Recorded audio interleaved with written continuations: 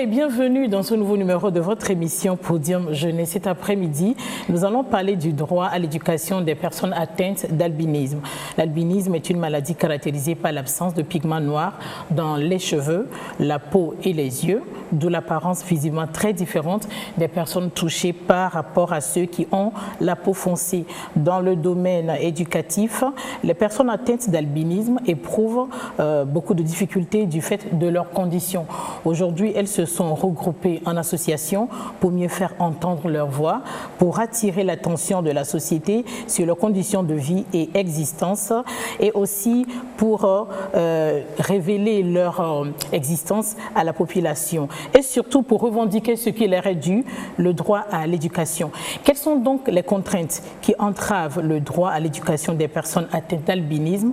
C'est l'unique et la principale question à laquelle mademoiselle Enyonam Akakpo, qui est étudiante en 6e année de pharmacie et responsable de l'unité de production à l'Association nationale des albinos du Togo, et monsieur Ayi Akakpo Arnaud, qui est membre de la NAT et architecte urbaniste. Vous aurez l'occasion de les découvrir tout à l'heure. Ils vont essayer de trouver des réponses à ces questions. Donc, tout de suite, dites-moi, comment peut-on définir l'albinisme et pour vous, qu'est-ce que ça veut dire être une personne atteinte d'albinisme? Enyonam. Ok, merci Tata pour la question. L'albinisme, c'est une anomalie, comme vous l'avez dit, génétique, autosomique récessif. Génétique, ça veut dire quoi? Ça veut dire que c'est porté par un gène. Autosomique récessif, ça veut dire que le gène doit être chez les deux parents avant que la personne atteinte d'albinisme ne naisse, et se manifestant par un déficit en mélanine, rendant la couleur de la peau, des yeux et des cheveux différente de celle des autres. Merci beaucoup. Est-ce que Arnaud a des ajouts? Non, c'est exactement ça. Donc, cette anomalie se révèle chez la personne atteinte d'albinisme, comme la rousseur ou la blondeur des cheveux ou la couleur des yeux peut se révéler chez d'autres personnes. Donc, c'est une particularité qui fait que l'on voit un individu qui visiblement est différent des autres. Voilà. Merci beaucoup. On sait que cette pathologie génétique qu'est l'albinisme a des effets discriminatoires bien au-delà du corps de l'individu et de son apparence physique. Dites-moi, Sika, quelles sont les différentes formes de discrimination que subissent les personnes atteintes d'albinisme la plupart du temps? D'accord. Les personnes atteintes d'albinisme souvent sont victimes d'injures. D'accord. Des injures dans la rue, des agressions physiques de manière directe, des agressions verbales également. Donc par rapport à leur différence de peau. Voilà. Donc il arrive que les personnes dans la rue leur jettent des cailloux juste parce que ces personnes sont différentes ou parce que ces personnes ont des difficultés à bien voir. Donc ils leur jettent des injures et également au niveau de l'insertion sociale, professionnelle, ces personnes sont la plupart du temps considérées comme pas existantes. Ok, je vois. Oui. Merci beaucoup. Rebecca, tu as des ajouts par rapport à cette question? Il arrive des fois qu'on se moque d'eux. On les appelle par certains noms. On leur donne des surnoms. Oui, on leur donne des surnoms. On dit parfois qu'ils ont des pouvoirs surnaturels. Oui. Et Enyonam? Comme les uns et les autres l'ont dit, et il y a certains propos discriminatoires. Et dans la rue, les noms, même pour les enfants, ça, moi, je ne accorde pas trop d'importance. Les enfants, eux, peuvent crier, t'appeler de certains noms. Ce sont des enfants. Mais les personnes âgées, quelqu'un va s'arrêter juste pour te demander, est-ce que tu regardes, tu vois même. Alors que tu es en train de marcher, tu vois même tu es en train de marcher. Tu vas là où tu es en train de marcher, et en plus sans canne. Ok. Et c'est frustrant, quoi, ça frustre. Et bon, au niveau de l'insertion socio-économique, vraiment, tu peux avoir... Socio-professionnel, tu veux dire? Oui, socio-professionnel. Tu peux avoir les mêmes diplômes que quelqu'un qui n'est pas personne atteinte d'albinisme, mais on te voit, tu as à vue d'œil comme ça, c'est comme si tu es incapable de faire le travail. Et c'est ça, c'est tout ça là qui crée des problèmes. Oui, Oui. Aïe. Oui, donc nous avons parlé de la discrimination au point de vue, on va dire, biologique, qui fait qu'en naissant, la personne est différente de toute façon. Donc du point de vue de la société également, il y a plusieurs réactions par rapport à la personne atteinte d'albinisme. Mais je voudrais ajouter qu'il y a aussi une discrimination intérieure. Cette différence-là n'est pas forcément bien assumée par toutes les personnes atteintes d'albinisme. Certaines préfèrent se cacher et ne pas exister plutôt que de s'afficher et d'exister tout simplement comme tous les autres. Donc, discrimination biologique, sociétale, mais aussi personnelle, je pense. Avant d'aborder la troisième question, je signale à nos amis téléspectateurs qu'ils peuvent participer à notre échange en nous envoyant des SMS au 90 14 09 52. 90 14 09 52. Ben voilà. Généralement, comment certaines familles accueillent-elles la naissance d'un enfant atteint d'albinisme et quelles sont les incidences que cela génère des fois sur ces familles? Ignona. Pour aborder cette question, je dirais que la personne atteinte d'albinisme, c'est un défi. Et c'est un défi pour cette personne chaque jour. Déjà, ce que la société lui fait subir, à cette personne-là, ce que la société lui fait subir. Mais pour certaines personnes, déjà, dans le cercle familial, c'est difficile. Et des fois, peut-être c'est lui qui fait toujours l'objet de conflits dans sa famille. Et le papa ne comprend pas que, et lui aussi c'est parce qu'il a le gène, parce que je viens de définir l'albinisme comme une anomalie autosomique récessive. Si on avait dit dominant, ça veut dire que si une personne porte le gène, vous pouvez avoir un enfant atteint d'albinisme. Mais récessif, ça veut dire qu'il faut forcément que les deux parents portent le gène. Ça veut dire que même si quelqu'un n'a pas ça dans sa famille, peut-être ses arrière-parents, ou bien il y aura quelqu'un forcément qui sera personne atteinte d'albinisme avant que l'enfant ne naisse des deux. Mais il arrive que cette compréhension-là n'y est pas. Et ça fait que peut-être la mère est maltraitée. Ce qu'on dit là, c'est du vécu quotidien. On reçoit des gens, nous sommes une association, où c'est le papa qui ne veut pas de l'enfant parce qu'il trouve que ce n'est pas son enfant. Il ne sait pas là où la mère est partie ramasser cet enfant-là pour l'amener. Pour lui, ce n'est pas son enfant. Ou carrément, c'est la mère qui abandonne son enfant et qui fuit. Parce que c'est une personne atteinte d'albinisme. C'est difficile. Et l'enfant grandit comme ça. C'est frustrant pour l'enfant. C'est frustrant, quoi. Je vois. Merci beaucoup, Rebecca. Il y a aussi la désolation. Parce que lorsque l'enfant naît, ça entraîne des querelles. Certains papas abandonnent l'enfant et la mère en disant que ce n'est pas son enfant. Vu que lui-même, il n'est pas comme ça. Peut-être qu'il n'a pas vu ça dans sa famille.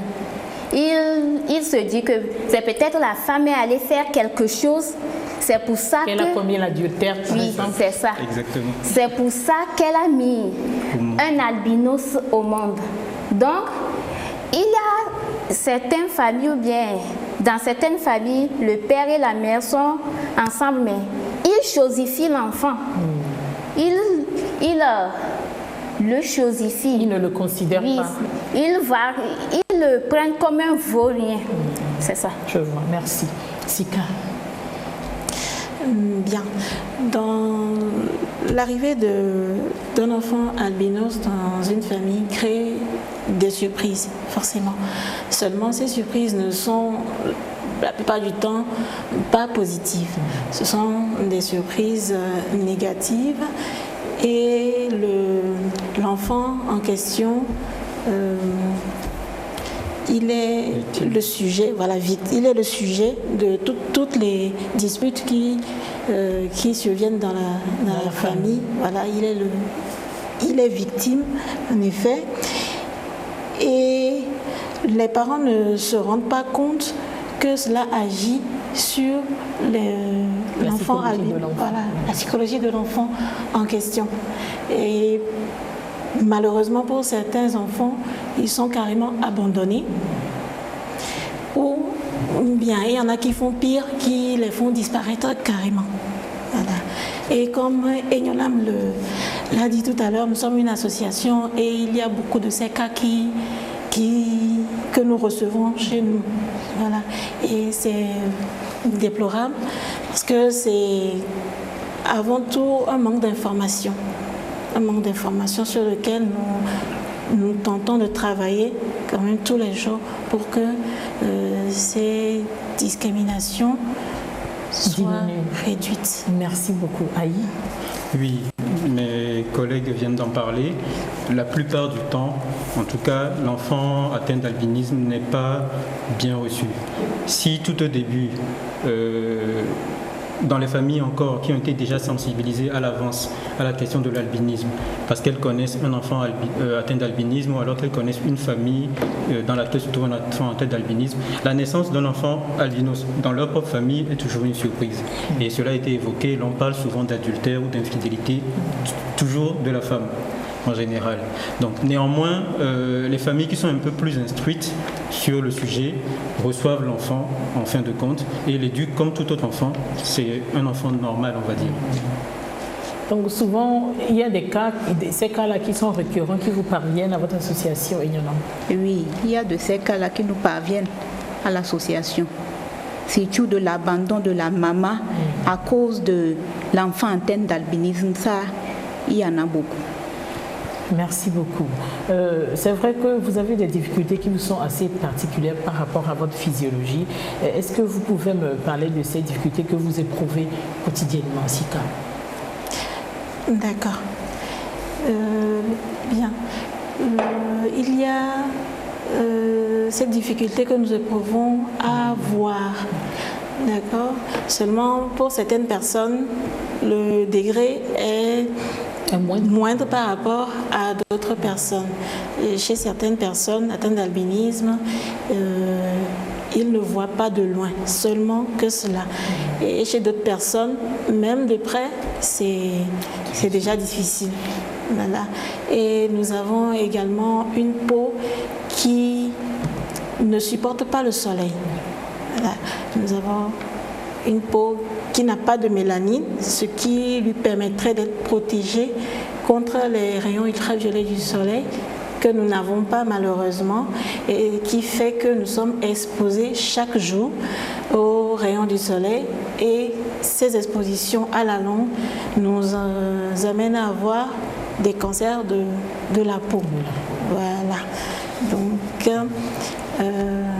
à part cela, Rebecca, quelles sont les difficultés que toi tu éprouves personnellement en tant que personne atteinte d'albinisme? Personnellement, chez moi aussi, c'est la vision. Parce que je ne vois pas de loin. C'est pas que je ne vois pas. Je ne vois pas de loin. Donc, ça me fait dépendre des gens. Exemple, traverser la grande route, il faudrait qu'à chaque fois, je demande à quelqu'un, s'il te plaît, aide-moi à traverser la grande route. Donc, ça fait que des fois, je n'ai pas envie d'y aller. Je préfère rester à la maison. Or, j'ai besoin de sortir, mais seulement demander cela, ça me fait mal. C'est comme si tu te sens diminué, c'est ça? Oui. Donc, je dépends continuellement des gens à cause de la vue. Je vois. Merci beaucoup, Egnonam. Pour ajouter à ce que les uns et les autres ont dit, je dirais simplement que la déficience visuelle que nous avons et notre vulnérabilité, la vulnérabilité de notre peau au soleil, font que la personne atteinte d'albinisme est limitée dans ses gestes quotidiens, dans ses faits et gestes quotidiens. Elle est limitée. Et par exemple, tu ne peux pas faire tes activités librement comme les autres en pleine journée, par exemple. Tu ne peux pas, je ne sais pas quoi, tu ne peux pas être à l'aise comme les autres, porter, même t'habiller comme les autres, c'est difficile. tu portes quelque chose de très joli, tu dois mettre marche longue dessus. Ou bien tu dois t'habiller en ninja, comme les... C'est vrai, ça, des fois ça me fait mal, quoi. Mais c'est nécessaire pour ta protection. C'est nécessaire pour ta protection. Sinon, c'est des lésions sur lésions, des cancers sur cancers, des opérations sur opérations. Et à la fin même, tu vas te dire que, bon, si on te disait de choisir la peau, là, tu n'allais pas choisir. Je vois. Sika, tu me parlais d'un souvenir assez particulier lorsque tu étais à l'école. Oui, lorsque j'étais au primaire, voilà, j'avais un camarade de banc. Malheureusement pour moi, il ne savait pas ce que c'était l'albinisme en ce temps-là. Je pense que moi-même, je ne le savais pas en ce moment. Et ce qui fait que je ne voyais pas au tableau. Et il fallait que le maître copie chaque fois au tableau. Donc chaque fois que je m'approchais de lui pour regarder à côté, il me disait « Tu me déranges ». Tu me déranges. À chaque fois, c'est ce qu'il me disait. Donc, c'est toujours toi. Oui, c'est toujours moi. C'est toujours moi. C'est toujours toi. Tu me déranges. À chaque fois. Puisque chaque fois, le maître copie au tableau et il faut que je vois pour copier. Donc, ce qui fait que dans mon cahier, j'avais beaucoup de pages blanches, de pages sur lesquelles je n'écrivais pas. Ce qui faisait que je n'arrivais pas à apprendre mes leçons puisqu'il n'y a pas de leçons dans le cahier. Et en ce moment, les maîtres choisissaient chaque élève, chaque banc. Voilà. Et souvent, chaque jour, lorsque le maître arrive sur moi, je me levais, j'allais au tableau, rien ne sortait, puisque je n'avais rien dans mon cahier à apprendre. Donc ça a été longtemps comme ça, ce qui a fait que je me suis tue dans un silence intérieur. Durant mon primaire jusqu'au collège, je ne parlais jamais en classe. Je ne lisais pas. Je ne parlais pas, je ne lisais pas. Tu ne participais pas au cours? Oui, parce que la plupart des choses, je ne les voyais pas. Lorsqu'on me désignait, je n'étais pas capable de dire ce qui a été dit. Des fois, je peux sortir certaines parties que j'aurais enregistrées dans mon... Voilà, mémorisées, enregistrées dans ma tête. Voilà. Et je me rappelle également, un jour, je discutais avec ma mère et je lui disais, j'aimerais bien que nous échangeons nos corps pour que je puisse voir ou bien expérimenter comment vous voyez. Et elle m'a dit, vous dites souvent que vous ne voyez pas, j'aimerais moi aussi me mettre à votre place pour voir comment est-ce que ça se passe chez vous. Malheureusement que ça ne peut pas se faire. Toutefois, c'est un réel souci, un réel défi que nous essayons de relever tout le temps. Merci beaucoup. Aïe, un téléspectateur qui nous pose une question qu'il aimerait savoir le malaise, ce qui explique le malaise d'une personne atteinte d'albinisme sur l'influence des rayons ultraviolets. Oui, donc les rayons ultraviolets font partie de ces différents rayons-là qui sont transmis par le soleil. Donc, on connaît les ultraviolets A, les ultraviolets B, mais donc ces ultraviolets sont ces rayons qui détruisent en fait la peau, qui sont dangereux pour la peau, pour toutes les personnes en général, même les personnes noires. Mais chez elles, c'est moins flagrant parce qu'elles sont protégées par la mélanine qui est contenue dans leur peau. Donc cette absence de mélanine chez les personnes atteintes d'albinisme fait que la peau est à 100% exposée. L'on dit souvent que la peau a un capital d'ensoleillement qui, chez la personne atteinte d'albinisme, est nul, alors que chez les autres, elle a un certain degré. C'est pour ça que vous verrez qu'une personne atteinte d'albinisme qui reste au soleil pendant 2 ou 3 heures va devenir toute rouge. Okay. Souvent, pour rigoler, nous disons que nous devenons rouges comme des tomates. Okay. Et cette rougeur ne va se dissiper qu'au bout de 3 ou 4 jours, avec comme conséquence une peau sèche qui va se détacher au fur et à mesure sur les parties qui ont été atteintes. Ce qui explique le fait que la personne atteinte d'albinisme ne puisse pas se déplacer facilement sous le soleil, ne peut pas s'amuser avec ses amis dans la journée, sauf en se protégeant. Il existe des moyens de protection, nous en parlerons peut-être tout à l'heure. Ne peut pas aller nager dans la journée, etc. Donc c'est vraiment cette atteinte-là qui est fondamentale pour nous, les personnes atteintes d'albinisme, puisque s'il faut se montrer, il faut quand même avoir une peau saine. C'est fondamental. Quand on n'est pas à l'aise dans sa peau parce qu'elle est dégradée, on a vraiment du mal à se présenter devant les autres. Dans le public. Sika, il y a une téléspectatrice qui demande, est-ce que Sika est sûre qu'elle est personne atteinte d'albinisme? Parce qu'on dirait que tu es plutôt une blanche. D'accord. Je la laisse répondre elle-même. Oui, en effet, Sika est une personne atteinte d'albinisme. Oui, je suis albinos. Donc Sika n'est pas une blanche, mais elle est personne atteinte d'albinisme. Ouais. Est-ce qu'il y a différentes formes d'albinisme, c'est les questions des téléspectateurs, comme dans le cas des Sébastien? Il y en a. Oui, il y a différents types d'albinisme. Mais je ne pourrais pas aller en profondeur dans cette question parce qu'il revient au dermatologue de spécifier cela. Mais c'est qu'il y a différents types d'albinisme, il faut noter cela. Certains, c'est l'albinisme oculocutané, leurs yeux, la peau. D'autres, c'est la peau seulement, ils voient très bien.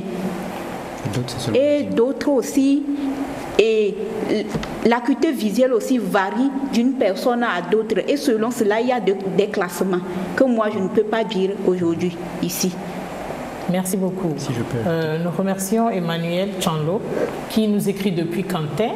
Il dit que lui ne voit pas pourquoi des personnes atteintes d'albinisme auraient honte de leur peau, qu'ils ne l'ont pas choisie, que c'est comme cela que Dieu vous a créé. Donc, soyez à l'aise, mes amis, c'est ce qu'il a dit. Avant d'évoluer, nous allons suivre ce reportage que nous présente Gérard Lagoudou. Et on revient juste après. Elles ne sont pas souvent considérées. Elles ne sont pas souvent prises en compte. Souvent, on n'est pas à leur écoute. Pourtant, elles existent et font partie intégrante de la société. La situation des personnes atteintes d'albinisme continue d'être profondément mal comprise. L'albinisme, en fait, c'est une anomalie génétique qui est due à une hyposynthèse de la mélanine. La mélanine, c'est un pigment qui colore les sujets en noir. Ce pigment, il est contenu donc dans les mélanocytes et donc il y en a au niveau de la peau, mais il y en a également au niveau de la fovea. C'est pour ça que les personnes atteintes d'albinisme ont des problèmes de vue et ils sont très exposés au cancer de peau parce que c'est la mélanine qui nous protège contre les rayons solaires. Et donc, comme eux, ils ont une hyposynthèse, donc ils n'ont pas assez de mélanine et par conséquent, ils sont très exposés au risque de faire des cancers de peau. C'est pour ça que chez ces personnes, on leur demande de se protéger contre les rayons solaires, donc de mettre des crèmes écran solaires. Alors, donc, vous le dites, effectivement, c'est une réalité en Afrique où on prend ces personnes comme des personnes magiques, des personnes, ou bien des personnes ayant des pouvoirs maléfique. Non, il faut que la population sache que c'est juste une maladie génétique, c'est juste une anomalie génétique et donc c'est une maladie qui est autosomique récessive lors de sa transmission. Ça veut dire qu'il faut forcément 2 parents qui portent le gène de la maladie et donc, mais ce gène étant récessif, ils s'accouplent, lorsqu'un enfant naît de ce couple, eh bien, il y a une chance sur 4 qu'il y ait un enfant qui naisse atteint d'albinisme. Et lorsque nous avons 2 personnes atteintes d'albinisme qui se marient entre elles, il y a un risque à 100% que tous les enfants qui naissent de ce couple-là soient des personnes atteintes d'albinisme. Une personne atteinte d'albinisme, pour nous, n'est rien d'extraordinaire. C'est tout à fait une personne ayant les mêmes caractéristiques, on a la même tête, on a les mêmes mains, les mêmes pieds. C'est juste une différence de couleur de peau et avec quelques précautions que cela implique. Donc c'est comme ça que nous percevons l'albinisme et donc en prenant ces mesures, notamment la protection solaire et puis à l'école, les dispositions pour pouvoir mieux voir au tableau puisque l'albinisme est lié à un handicap visuel, donc nous avons une basse vision. Donc si ces petites mesures d'accompagnement sont prises, je pense qu'une personne atteinte d'albinisme peut vivre tout à fait ordinairement comme toutes les autres. Parfois, la peur et l'ignorance empêchent certains parents de scolariser leurs enfants atteints d'albinisme. Alors, quelques parents n'envoient pas leurs enfants atteints d'albinisme à l'école pour essentiellement 2 raisons. En tout cas, le travail de terrain que nous avons fait nous a révélé que d'abord, c'est par manque de moyens. Ensuite, c'est par discrimination. Par manque de moyens parce que des fois, dans les milieux ruraux, les parents n'ont pas beaucoup de moyens et donc s'il y a plusieurs enfants dont un qui est atteint d'albinisme, on on préfère envoyer plutôt les autres et puis bon, on dit on n'a pas les moyens et malheureusement l'autre qui est atteint d'albinisme, on l'envoie au champ. La seconde raison, c'est la stigmatisation ou la discrimination parce que d'abord le parent se dit à raison des préjugés qui sont au demeurant faux. On se dit que bon, l'enfant qui est atteint d'albinisme, il ne voit pas du tout, que d'abord c'est peut-être une malédiction. Donc on est plus enclin à le cacher de la société qu'à l'extérioriser. Et donc cela fait que la plupart du temps on se dit bon, lui l'envoyer à l'école, ça ne servira à rien, c'est un gaspillage de moyens. Donc voilà un peu ce qui justifie en tout cas pour les causes qui nous sont revenues, ce qui justifie donc le fait que certains parents ne scolarisent pas leurs enfants atteints d'albinisme. Le premier message va aux enseignants de comprendre que l'albinisme est lié à un handicap visuel. Les gens disent que nous ne voyons pas, mais c'est juste une stigmatisation. Nous ne voyons pas de loin. Donc à l'école, cela nécessite que l'on nous place à une distance très très proche du tableau pour que nous puissions voir. Et donc il y a également un certain nombre de mesures que les enseignants peuvent prendre, notamment par exemple quand le sujet de l'examen est écrit au tableau, de pouvoir le donner en papier à l'élève atteint d'albinisme, bon, pour que ça lui permette de bien composer. Donc éviter aussi de recourir à l'exposition solaire comme punition pour un élève atteint d'albinisme qui par exemple n'a pas fait ses exercices. Donc ce message-là est au corps enseignant.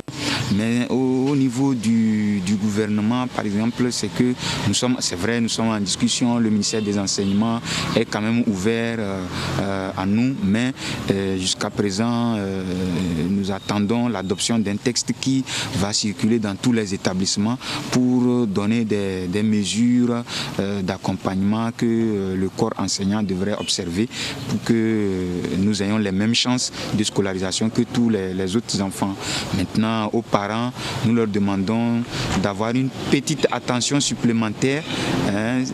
Les enfants atteints d'albinisme ont besoin juste d'un petit accompagnement complémentaire, notamment d'aller régulièrement voir l'enseignant pour s'assurer que l'élève prend bien note, de vérifier ses cahiers à la maison, si il ne ramasse pas les cahiers vides, parce que la plupart du temps c'est ça. Si l'enfant n'arrive pas à noter, il arrive à la maison avec des cahiers vides, s'il n'arrive pas à prêter chez ses collègues pour remplir, donc ça fait que forcément il va être découragé, les notes seront mauvaises et puis il va abandonner. Donc que les parents apportent une petite attention supplémentaire. Et maintenant à l'endroit de la population en général, c'est d'éviter l'exclusion. Nous avons été créés par le même Dieu, et il nous a donné les mêmes têtes, les mêmes pieds, donc c'est simplement parce qu'il a voulu que nous soyons d'une autre couleur que ça n'est ainsi. Il est essentiel que les personnes atteintes d'albinisme soient incluses dans la société. Ce n'est qu'ainsi que l'on peut briser ces stigmates et leur assurer un avenir stable. L'éducation inclusive peut être une arme efficace à cet égard. Merci de revenir avec nos plateaux. Aujourd'hui, nous parlons du droit que les personnes atteintes d'albinisme ont à l'éducation. Aïe, le président de l'ANAT, l'Association nationale des albinos du Togo, M. Royordou, a parlé longuement et expliqué les réalités auxquelles vous faites face en tant que personne atteinte d'albinisme. Absolument. Pour ce qui est de l'éducation, c'est vraiment un défi de chaque jour pour l'élève ou l'étudiant atteint d'albinisme. Voir au tableau, c'est essentiel, surtout dans les classes de primaire ou de collège. Sans cette possibilité de lire ce qui est écrit au tableau, l'enfant ou le collégien, le lycéen ne peut pas noter tous les cours ou noter tous les exercices qui sont présentés et travailler en classe.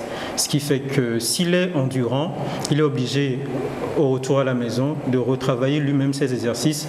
Et là encore, faudrait-il qu'il dispose des documents pédagogiques qui concernent les cours ou les sujets qui ont été étudiés à l'école. Non seulement cela, le soutien des parents. Quand il n'est pas là, c'est très facile de laisser tomber un enfant atteint d'albinisme. c'est aux parents d'avoir une vision pour l'éducation de son enfant afin qu'il s'épanouisse dans le futur, pour qu'il le pousse tous les jours à faire des efforts et à dépasser toutes les discriminations auxquelles il pourrait faire face. Les longues études sont coûteuses, c'est vrai, et lorsqu'on se rend compte que son enfant a des blancs dans son cahier, on peut avoir peur. Cela se comprend aussi.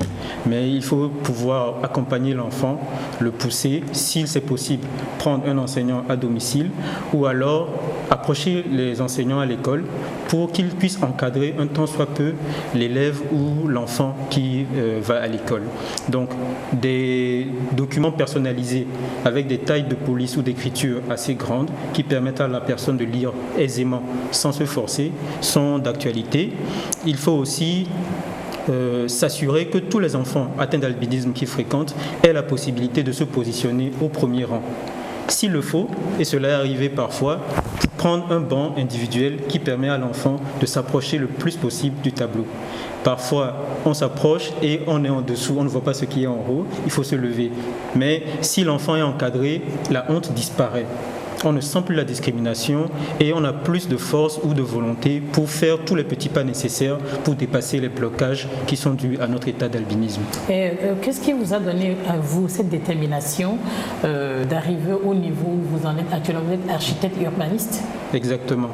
Donc de prime abord, j'ai eu la chance de naître dans une famille où mes deux parents sont instruits et ont fait des études supérieures.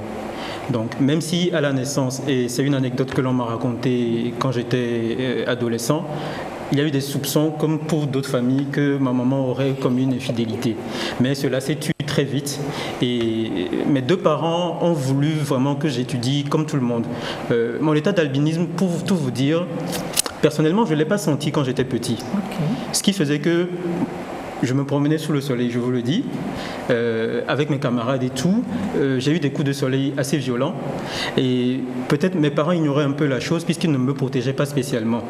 Donc c'est par cette expérience-là, en grandissant, en allant à l'école plus tard, que j'ai su qu'il fallait que je me protège. Et donc sur le plan de l'éducation, je n'avais pas de blocage.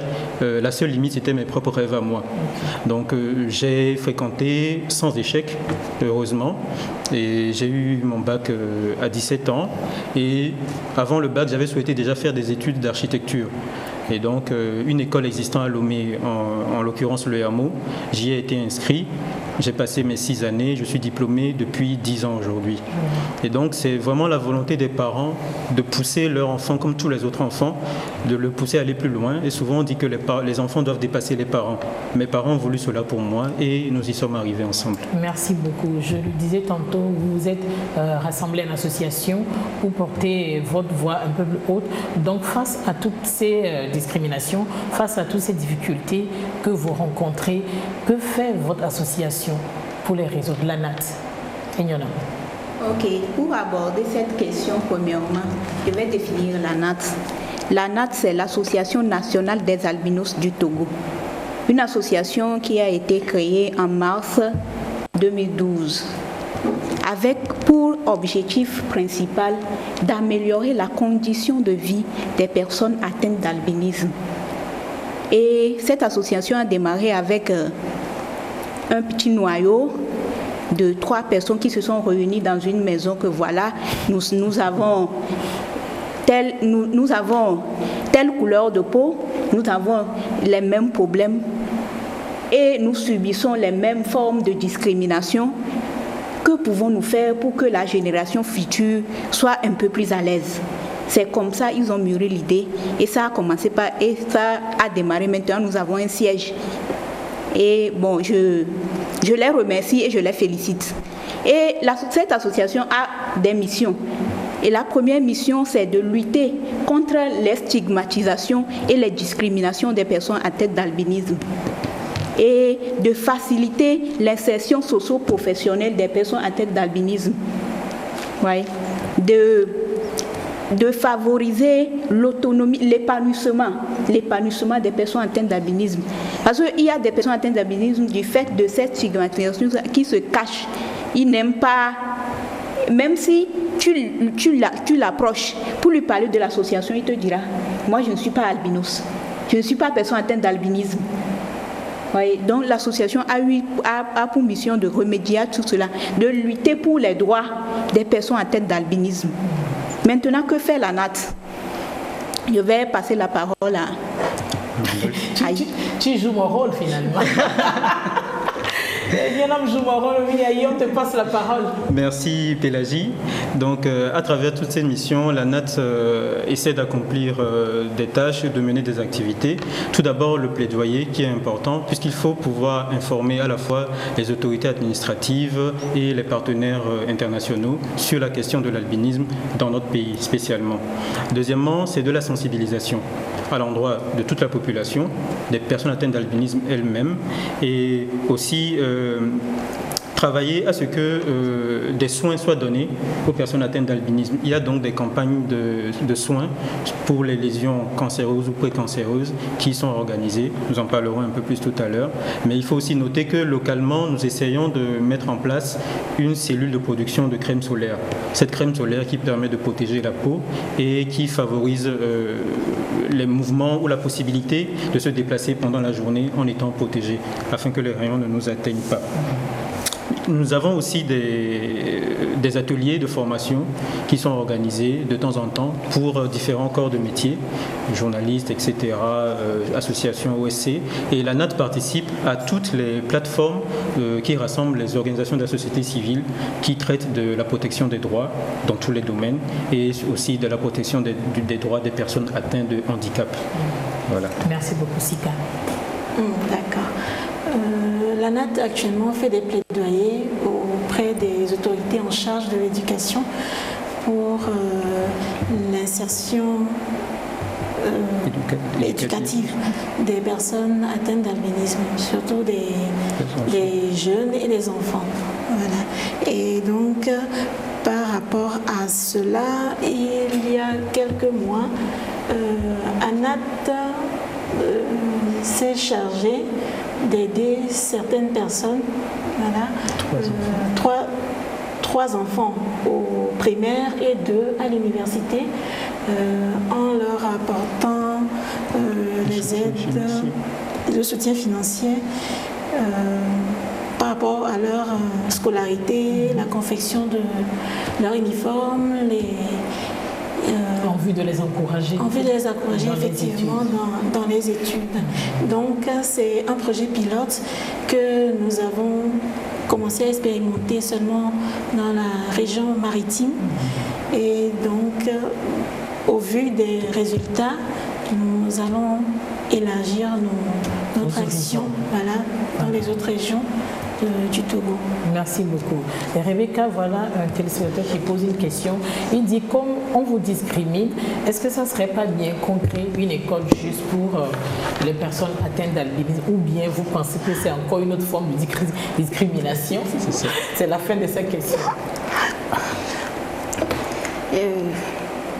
Je dirais que ce serait bon aussi de créer une école pour les albinos, mais c'est comme si on les enlevait des autres. Je vois. Oui, donc il faudrait qu'on crée l'école pour les albinos, mais il faut qu'il y ait d'autres personnes qui puissent fréquenter là-bas. Et il faudra qu'on explique les problèmes de l'albinisme aux enseignants.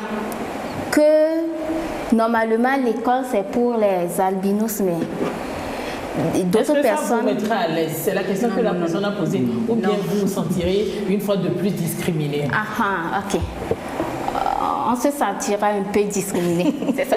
Vous préférez être avec les autres. Et Nyonom, qu'est-ce qu'elle pense de la question? Pour moi, ce n'est même pas une bonne idée. Ok. Ce n'est pas une bonne idée, c'est Nyonom. Pélagie, en fait, c'est vrai qu'il existe des écoles spécialisées pour certains handicaps. Il est vrai que quand on est sourd ou malentendant, ou alors ayant une déficience visuelle très forte, il faut quand même un accompagnement pédagogique particulier. Mais la personne atteinte d'albinisme, son seul handicap, en réalité, c'est la vision.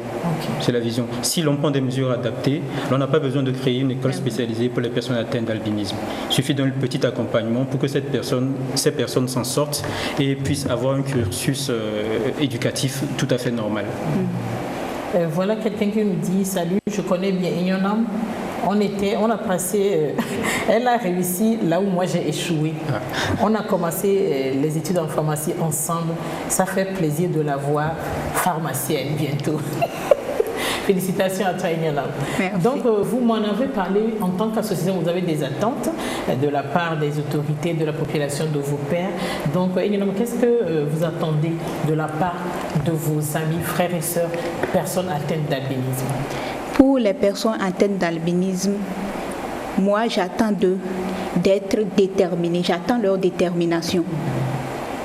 Et problème de vision, nous tous nous en avons. Vous l'avez. Eh oui, mais nous avons évolué malgré cela. Donc je ne vois pas pourquoi ils vont abandonner à cause de ça. Ça me fait mal quand on me dit qu'une personne atteinte d'albinisme a abandonné ses études parce qu'elle ne voit pas. Il faut qu'elle soit déterminée. Il faut qu'elle ait des objectifs. Des rêves. Parce que moi, je me dis que en abandonnant même, c'est pire. Parce que si tu n'étudies pas, tu seras obligé de faire des activités qui vont t'exposer au soleil. Ça, c'est sûr. Tu seras obligé de... Parce que tu dois manger. Soit tu vas vendre quelque chose. Il y a quelque chose qui retient moi mon attention et qui a été mon coup de pouce, c'est que je me dis, je suis différente des autres. Et ce que l'autre peut faire sous le soleil, moi je ne peux pas le faire. Quelqu'un peut aller au grand marché pour faire le commerce. Et le commerce, ou bien même transporter les choses pour les gens, on va le payer. Les portefeuilles. Les portefeuilles. Même moi, je ne peux pas faire tout ça. Donc, c'est forcément le diplôme qui peut me donner une place où je serai à l'aise, où je vais créer des conditions adaptées à ma vie, à ma condition de vie en fait. C'est pourquoi je leur demande de multiplier les discriminations des camarades par 0. De ne pas regarder tout ça, de commencer, moi je dis, c'est la main qui demande qui est longue. Si tu persistes, moi aussi j'ai eu des problèmes comme ça. L'ami ne veut pas que tu vois son cahier. Il ne veut pas te prêter son cahier, mais tu insistes. Tu insistes parce que tu en as besoin. Et c'est comme ça qu'on a évolué par la grâce de Dieu. Donc, je dirais détermination. Avoir des rêves, savoir que l'option unique qu'ils ont, c'est d'étudier pour avoir un emploi adéquat. Ou bien si tu veux entreprendre quelque chose, il faut la connaissance. Exactement. Oui, il Merci faut la beaucoup. connaissance. Tout à l'heure dans le reportage, le président de votre association disait que c'est pas plus ignorance, que certains parents qui ont des enfants atteints d'albinisme refusent de les envoyer à l'école. Sika, par manque d'informations. Vas-y. Oui, c'est malheureusement vrai ce qu'il a dit. Et effectivement, étant donné que la personne atteinte d'albinisme a des problèmes de vision et que les parents l'ont remarqué, et ils ne se sont pas, ils ne se sont pas attelés à faire de cet enfant En fait, de cet enfant, ce qu'ils font des autres enfants. Ce qu'ils font des autres enfants, voilà, qui ne sont pas albinos. Donc, les conséquences qui en découlent, c'est ça. Il ne voit pas, donc, qu'est-ce qu'il ira faire à l'école? Il va gaspiller l'argent de la scolarité. Il est inutile. Autant qu'il reste à la maison. Et caché en plus. Caché en plus. Voilà, quoi de plus normal. Merci beaucoup. Rebecca, vos attentes à l'endroit de la part de la population? Ok. Premièrement, la NAT veut que les parents aiment leur enfant albinos, qu'ils n'aient aucune crainte de les mettre à l'école et qu'ils ne les cachent pas, qu'ils cessent d'avoir honte d'eux. La NAT veut aussi que lorsque les albinos passent et les enfants se moquent d'eux, lorsqu'il y a les parents là-bas, il faudrait qu'ils disent à ces enfants d'arrêter. Il ne faudrait pas que le parent même, en plus de l'enfant, s'en mêle. Parce qu'il y a d'autres, certains cas, tu passes, l'enfant fait celui qui est là pour lui dire non, on ne fait pas ça. Lui-même, c'est lui qui est fort dedans. Oui, c'est un peu ça. Donc, au niveau des enseignants aussi, on les supplie de se mettre à notre place. Parce que certains enseignants pensent qu'on a des lunettes et puis c'est fini. Les lunettes là ne nous aident pas. Complètement. Les lunettes ne nous aident pas. On ne peut pas dire que c'est inutile, ça nous aide. C'est comme un petit accompagnement. Oui, voilà, justement. Donc, il faudrait que les enseignants fassent des efforts. Oui, fassent des efforts. Et puis, il faudrait qu'ils sensibilisent les camarades aussi de ne pas se moquer de nous. Parce que j'ai un exemple. Il y a une amie en classe de la 4e. Le professeur, lors d'un devoir, a copié le devoir au tableau, a refusé de lui donner la fiche. Et c'est après 1h30 qu'il lui a remis la fiche. Et elle a travaillé pendant 30 minutes. Les 30 minutes qui étaient finies, le professeur a ramassé la feuille, la fiche et il est parti. Quoique après, elle a eu une bonne note, mais si ce n'était pas ça, peut-être qu'elle aurait eu plus de notes.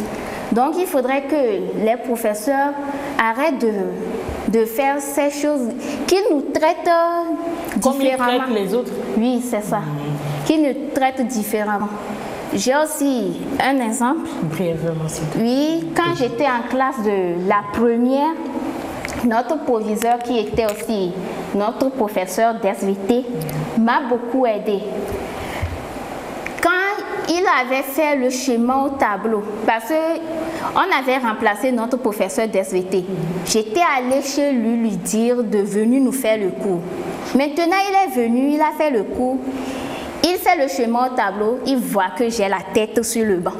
C'est là il s'est approché de moi, il a demandé « Oh, pourquoi tu as la tête sur le banc ?» C'est là je lui ai dit que je ne vois pas de loin. À compter de ce jour, il a tout fait pour trouver une ardoise. Lorsqu'il vient, premièrement, il m'explique le cours. À toi toute seule? Oui, à moi toute seule. S'il y a des choses de calcul à faire au tableau, il vient, il m'explique ça. Et si je ne comprends pas, il ne continue pas le cours.